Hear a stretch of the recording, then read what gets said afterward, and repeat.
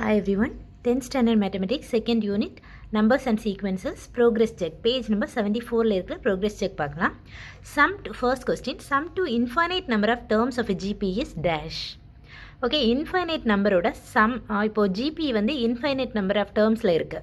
So அதோட சம்மை வந்து நம்ம ஃபைண்ட் பண்ணணும் அப்படின்னா என்ன ஃபார்முலா நம்ம யூஸ் பண்ணணும் அப்படின்னு கேட்டிருக்காங்க. Okay, so S of infinity equal to A by 1 minus R, where R is greater than minus 1 and lesser than 1. Okay, S of infinity equal to A by 1 minus R.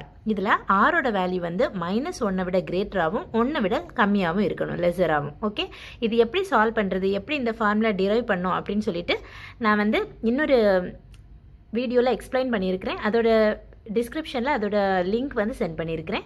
நீங்கள் வந்து வேணும்னா அந்த video வந்து refer பண்ணி பார்த்துக்கலாம். Okay, second question, for what value of r does the formula for infinite GP valid? So இந்த answer தான். இந்த ஆர் வந்து எந்த வேல்யூவாக இருந்துச்சுன்னா இந்த ஃபார்முலா வந்து வேலிடாக இருக்கும் அப்படின்னு கேட்டிருக்காங்க. ஸோ ஆரோட வேல்யூ எவ்வளோ இருக்கணும்? மைனஸ் 1லேருந்து 1 வரைக்கும் இருக்கணும்.